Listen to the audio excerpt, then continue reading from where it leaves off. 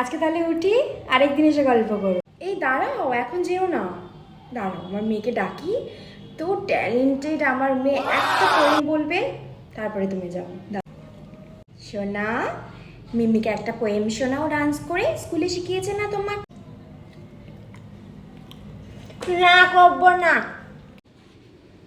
শোনাও। ও না, না। আরে থাক থাক, বাচ্চা মানুষ, থাক, ছেড়ে দাও। শোনাও মা।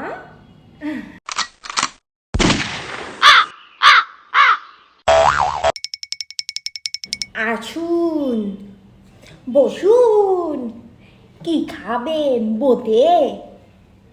বাটি নিয়ে চলে যান ছাগলের পদে।